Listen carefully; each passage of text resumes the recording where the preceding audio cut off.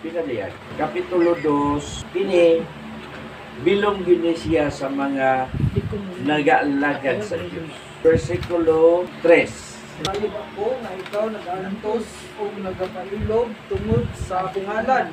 Kung nga ikaw wala abutag kataka. Ngani bato kanimo aduna ako ikasumbong nga mao kini. Ngayong gibiyaan ang pagigugma nga diha kanimo kaniadto. Busa inumdumi diin ka gikan mahulog. Paghinulsod o buhata ang mga buhat nga imong ginahimo kaniadto. Kay kung ikaw kay kung dili man anahaon ko ikaw o kuhaon ko ang imong kandimiro gikan sa iyang dapit gawas kun maghinulsol ka. Hinuon adunay pagbuong kanimo nga mao kini nga ginadungtan mo ang mga buhat sa mga Nicolaita nga ginadungtan ko usab. Ang adunay dulungot kinahanglan magapatalinghog sa sulti sa espiritu ngadto sa mga iglesia. Ang magamadaugon pagatugutan ko sa pagkaon sa bunga sa kahoy nga nagahatag sa kinabuhi nga anaa sa paraiso sa Dios. Ang Diyos nagasulti sa iyang mga katawan. Ang Diyos nagpadayag kung unsa ang kahimtang sa iyang mga katawan sa pag-alagad ng kaniya. Matod pa sa Diyos, nasayod ko nga ikaw nagaantos o nagapailog tungod sa akong ngalan. Ang pag-antos o ang pagpailog tungod sa pag-alagad nato sa Diyos, tungod sa paglaban nato sa ngalan sa Diyos, matod diri atong sabto dili igo. O nga ikaw wala abutang kataka, naagyapon ka, Steadfast. firm pagyapon ang imong pagbarog sa paglaban nimo sa ngalan sa Dios. Usa kini kabutang palili. Palili kini alang sa matag usa. Ang uban nagatuo nga sila maayo na, luwas na. Bisan unsay may tabo, anak na sila sa Dios, dili na sila hukman sa silot. Nganuman, anak na sa Dios. Matod pa sa ilang rason, walay ginikanan muhatag og pagpaanto sa iyang mga anak. Walay ginikanan nga mutukmod sa kamatayon sa iyang mga anak. Kano ang ginikanan naglantaw binagkaayuhan sa iyang mga anak. Amen. Pero sa Dios lahi. Once nga nakakampot ka na sa iyaha, nakabaton ka na kaniya og nakabaton ka na kaluwasan alang sa imong kalag, gikinahanglan nga magapadayon ka. Matod pa sa Hebrehanon, once nga nakasinati na ka sa kaayo sa Dios, kung ikaw mubiya, wala na ilain panghalad iyaw nga alang ka. Wala na ilain pang Ginoong Hesus nga magpalansan sa krus alang sa imong mga paglapas. Kaisara ang pagpakamatay ni Hesus sa paglukat sa atong mga kasalanan. O kausara-usab, ikaw magpahuga sa imong sala. Isip response sa kamatayon sa Dios alang sa imong sala. Pero sa naka-experience ka na, kung unsa ka maayo ang Dios nga imong galagaran, unya nagbuhat ka gihapon sa pagpakasala. Ang Dios wala nang kining mga tawhana, supwahi po ni sila. Nasayod ako nga ikaw nagaantos o nagpailog tungod sa akong ngalan. Unsa man siya? Persecuted. Persecuted sila. Giluto sila. Gibiyay sila. Tungod sa ngalan sa Dios. Taliwala sa ilahang paglaban, pag-antos o pagpailog tungod sa ngalan sa Dios. Naiyon siya, ngani, batok kanimo, aduna pa ikasumbong nga mao kini. Nga ang imong gibiyaan ang pagpagigugma nga diha kanimo kaniadto. Busa, hinumdumi, diin kagikan mahulog, panginulsol, o buhata ang mga buhat nga imong gihimo kaniadto. Kay kung dili man, anhaon ko ikaw, o kuhaon ko ang imong kandilero gikan sa iyang dapit. Gawas kon maghinulsol ka. taliwala sa ilang pagpakigbisog diya sa pag-antos o sa pagpailog tungod sa ngalan sa Dios. Doon na sila mga buhat nga wala uyoni sa Dios. Unsa man ang buhat nga wala nila uyoni sa Dios, hinuktoki ko no ninyo, ikumpara ko no sa akong kaugalingon. Unsa? Doon na ba inyo nakumpara sa inyo ang kaugalingon karon? Sa inyong kahimtang karon o sa una? Kung giunsa ninyo pag-alagad o pag-ila ang Dios, bisan sa itong kaugalingon niya karon, kita istrikto ta, nagpailog ta, nag-antos ta, nga dili mapasipalahan ang ngalan sa Diyos. Pero giunsa nimo pagigugma ang Diyos? Giunsa nimo pag-alagad ang Diyos? Kung ingnon ka, gigugma ba nimo ang Diyos? Mato pa ni Ginoosos kadto kay Pedro, Pedro, gigugma mo ba ako? Labaw ni ini? Oo, Ginoo, gigugma ko ikaw. Katulo ka bisis gisukod sa Diyos kung unsa ka tinuod ang pagigugma ni Pedro nga sa Ginoo. Kung sa giingon ni Jesus ni Pedro, sapagkat tinuod sa dili pa mo tilaok ang manok sa sayo sa kabuntagon, igalimod mo na ako sa matuod. Diha ang test kung unsa ka kamatinud anon sa imong pag-alagad sa Diyos. Giunsa man nimo pagigugma ang Diyos o gigugma ba nimo ang Diyos? Pinaagi sa imong pagtuon, sa atong pagtuon, nakakaton o nakabaton kita kay balo, gikan sa pulong sa Diyos. Pinaagi sa atong katudloanan sa Biblia, pinaagi sa atong pagtuon, sa pagsusi sa kamatuoran, nakabaton kita kung unsa ang mga dili nga butang o giyunan nga butang sa Diyos alang kanaton. Matod pa sa Mateo, pasayloon pa ang pagpasipala sa anak sa tao. Apan ang pagpasipala batok sa espiritu, dili gayon kana pasayloon.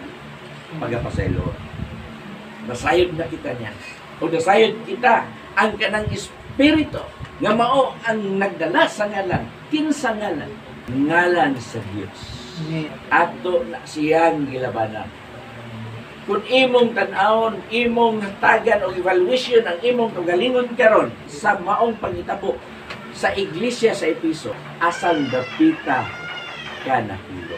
Kung imong tagan evaluation ang imong kagalingon, ayaw tuguti nga mailog ka mo sa tao. Ang kaaway naa matugpa sa Pedro, ang yawa sama sa leon, nangita na siya magto. Doon ay daghan manunukob, doon na po'y daghan tukbunon. Bisan sa kadaghan sa tukbunon, ang manunukob, gutom gyapon na siya. Pabiling gutom gyapon na siya. Ganuman, dalok siya. Hatagan na itong evaluation ang atong kagalingon. Uyon ka ba ni ining bersikulo nga atong gibasa karon sa Kris? Nasayod ako nga ikaw managaantos o nagapailog tungod sa kungalan. O nga ikaw wala abutag kataka. Uyon ka ba ni ini? Unsa man ang imong gibiyaan. Uyon ka ba ni ini? Nga aduna ako'y ikasumbong nga mao kini. Nga imong gibiyan ang pag-igugma nga diha kanimo kanina. Uyon ka ba niya na? O dili ka mo uyon, unsa man ang inyong gibiyan. Consistent pa ba ang inyong gugma sa Dios sukad kaniadto hangtod karon? Nagapabilin ba nga wala mausab ang inyong pag-alagad sa Dios? Kining gugma mao na nagahatag nato sa kimalahanan nga ikaw nagabuhat kung unsa ang gipabuhat sa Dios kanimo. Kay kung wala kay gugma, taphaw ang imong gugma, pwede na magpakita ka at least nagka-present ka. Dunay at least respetar.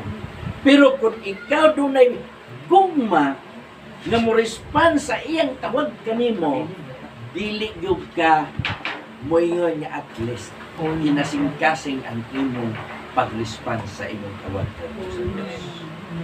Ang atong sitwasyon makita nako sama sa sitwasyon ni ining atong gibasa. Unsa man ang nawala nato, nakulangan nato ang atong gugma sa Dios. Ang hadlok Kung dili ka maghinulsol, mato pa, busa inumdumi, diin ka gikan mahulog. Hinumdumi, iparikol sa Dios kung unsa disa ka gikan nahulog. Dili literal nga nahulog nga nilagapa ka, kung dili ganus ka mibiya sa imong unang gugma. Sa una, advance kay ka tungod sa imong gugma o kahinam nimo nga ikaw musimba, ikaw mudayeg, ikaw magtuon sa pulong sa Dios.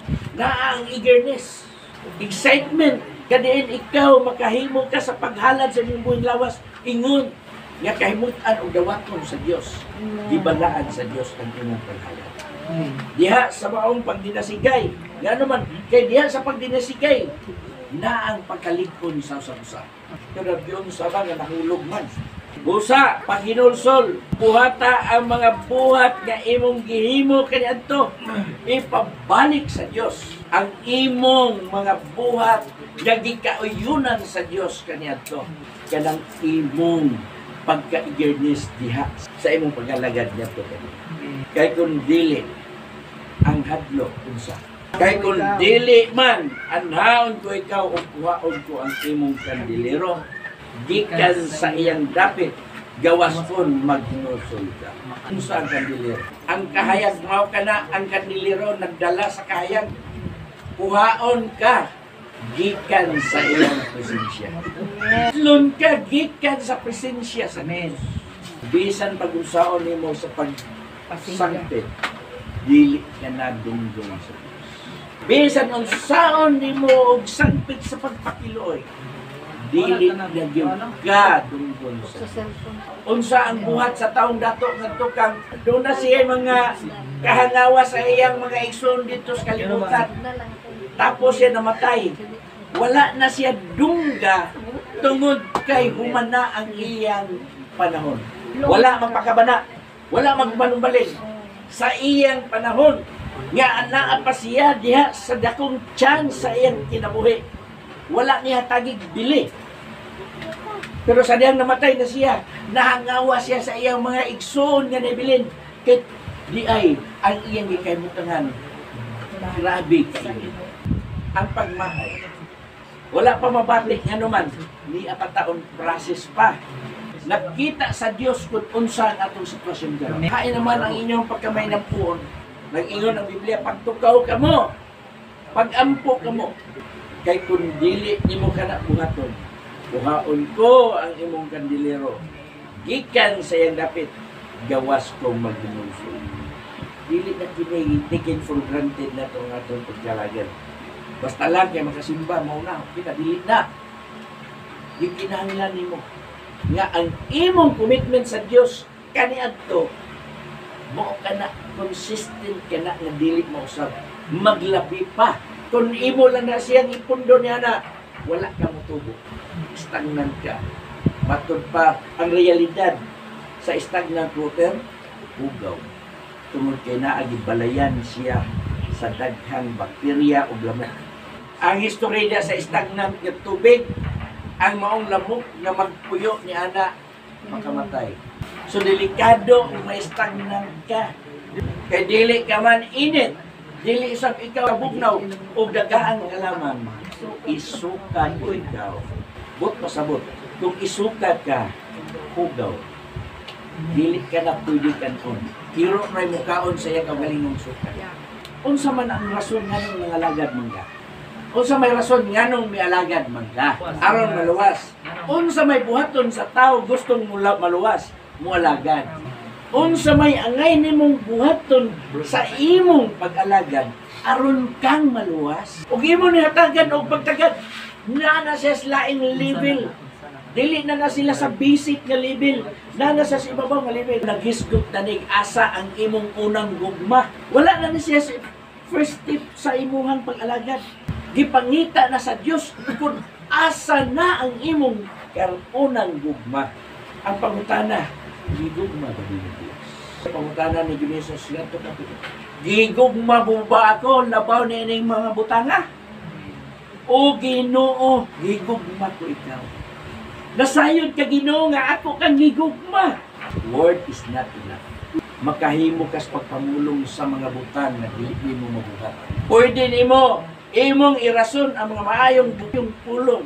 Malukmay nimo ang tao pinaagi sa imong maayong paghanay sa pulong. Pero ang pulong dili pa igo nga mo pamatuod kung ikaw pagadawa. Ang imong saad kay mao kanay batayan sa imong performance pinaagi sa imong pagbuhat sumala sa imong saad. Ang Dios dili makakon sa imong saad. Matod pa sa Korinto, ang iyang mga saad puro oo. Matod pa niya Apostol Pedro, ang iyang mga saad, ang Dios nagasaad, dili niya anang mga saad nga mo ay pagsubat sabot sa uban kun dili ang Dios dili langay-langayan sa iyang mga saad. Kung nagsaad ang Dios sa mga matarong na tao sa mga maayong butang alang sa kinabuhi, dunay gisaad sa Dios sa mga tao nga wala mag-alagad ug naglinigoy di sa iyang pag-alagad alang niadtong mga tawhana. Naa atong pagpili kini dunay trick. Dunay trick ang Dios niini. Kay kung dili ka maginulsol, kuhaon ko ang kandilero sa imo. Gikan sa iyang dapit. Mamatay sa presensya sa Dios dili. Dili bisan pa og nagpagtuo ka nga ikaw nakikabisog ganang lipod nag-antos tungod sa ngalan sa Dios. Dili pa na insakto gikinahanglan na nimo pamatud-an pinaagi sa imong gugma sa Dios. Ang una nimong gugma unsa ka kamatinud-anon sa pag-alagad sa Dios, unsa ka kaseryoso mo alagad sa Dios apan karon imo na lang gikalimtan bahala nang mali basta kay Kristo. Atong tagan og seryoso. Duna nay mga panghitabo ni ana, dili na mao, dili na insakto o dili na acceptable sa Dios. Paginulsol, din ka nahulog ug unsa ang imong weakness, ug unsa ang imong mga buhat sa unang nga dili na karon mao. Mo kanay ipasiguli sa Dios. Himuon lang nga ang simbahan tsikahanan. Ang simbahan pasunsyuhan. Pero kay doon na kay gugma sa Dios, seryoso ka nga nagalagad sa Dios. Bisan pa sama sa babaeng balot, nagapanampok sa iyang kasing-kasing, sa iyang dughan. Sa pinakagamay nga iyang gihalad sa Dios, dito sa laran, wala magmatter ang Dios kung unsa ang bili sa iyang gihalad. Ang gitag-aw sa Dios kung unsa ka seryoso nga nihalad ang babaeng balo sa iyo. Uwan, sinubre. I-announce pa pila. Plano. O niya. Kamuan. Mo ni. Pero ang babaeng balo, nagapanampok siya dito. Gihulog ang iyahang sintabo dito sa laran. Nakita sa Diyos na yun si Jesus. Sa pagkatinood, nakita ko kung kinsa ang tinood na nagahatag siya mahal. Amen. Kinsa man ang babaeng balo. Bot pasabot. Kung ikaw magahalad, ikinahanglan niya ikiyan sa Diyos. Amen. Kining atong paghalad, unsa man ang atong gihalad. Roma 12:1. Ang iyon kung kamo tungod sa mga kaluoy sa Diyos sa paghalad sa inyong buhing lawas. Mo kini ang inyong halad yung buhing lawas, balaan o ginangpunon sa Diyos. Kining paghalad sa atong buhing lawas, kining pagdala sa atong buhing lawas diha sa laran sa Diyos. Mo kani ang atong espirituhanong pagsimba. Pero di naman, naman, una padaan ang chika, una ang simba. Real talk na siya. Hatagan na to o gayon nga atong panimay padaminan ang atong kagalingon sa pulong sa Diyos. Kaya kung ato ka ng buhaton, tinuod ka nga naninguha sa saad sa Diyos alang sa kaayuhan sa kaluwasan sa imong kinabuhi. Imo kining palibhati. Imo ka ng susiyon, i-evaluate mo imong kagalingon. Unsa man ko sa una, ug unsa rin ko karon. Naha pa ba ko nagpadayon pa ba ko sa atong nasugdan? Wala pa ko masimang. Daghang mga question nga imong pangutana sa imong kagalingon. O imong panaminan imong kagalingon diya sa atubangan sa Dios kung ikaw buhit pa ba atubangan sa Dios. Kung atong basihan ang Biblia, ang Dios hapit sa gitsong balik. Duha ra ka butang ang gipaabot sa tao nga siya nangalagad sa Dios. Ang kamatayon ug ang pagbalik sa Dios. Pero kanang duha gikinahanglan nga siguro jud ka. Nga matud pa ni Apostol Pablo sa Roma, kung mabatay, patay kung buhi, iya ka kang Kristo. Mabuhi man ako, iya kang Kristo, o mamatay man ako, iya ko kang Kristo. Matud pa niya dito sa Filipios, alang ka na ko mo ang pagkabuhi mo si Kristo, o ang pagkamatay mo ay pagdaon. 1:21, bisan daw tang tawa na, butangan na siya sa iyang pansyon. Tungod kay naniguro sila nga maluwa siya, pero word is not enough. Dili na siya basihanan ang nasulat diha, kun dili ang basihanan ang imong pagbuhi, imong pagsunod, ang imong performance diya sa Dios. Samtang niatan nangalagad sa Dios. Magunsa man na, puno kas pulong, pero wala kas bungat. Atong matagan o kinabuhi ang atong pagbudlay. Dili tungod lang kay naglaban ta sa ngalan sa Dios, atong labanan yun giunsa nato paglaban ang ngalan sa Dios, siguroon nato ang atong kaugalingon ingon nga milaban ug naralipod sa ngalan. Kadelikado, kuhaon ka ang kadiliro, kinsa man ang kadiliro, ang nagkupot sa kadiliro mo ang Dios. Basaha sa 1, 2:1, kinsa ang nagkupot Ngadto sa manununda sa iglesia sa Efeso, isulat mo kini.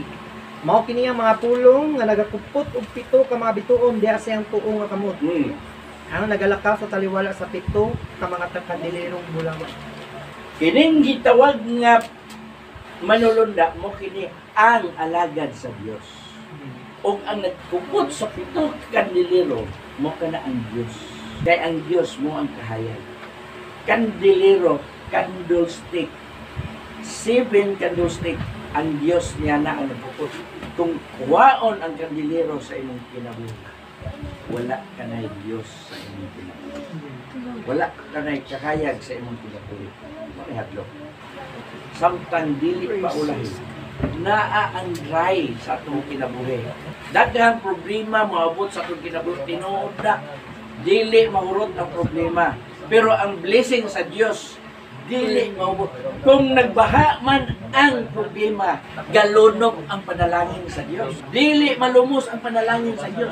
Pero imo nang balihon, mas bugat ang imong problema kaysa tabang sa Dios, lumos kas problema. Mo nang ingon sa Dios, itugyan ninyo ang tanan niyong kabalaka, nariyan ako, kay ako may kahangnawa kaninyo. Usahay lang, dili na to matugyan ang atong kabalaka nga sa Dios. Unsa may atong ihatag sa Dios, basulo na tong Dios. Mayon na kadayon, wa naman tingali ko'y Dios. Wa naman daan tingali Dios.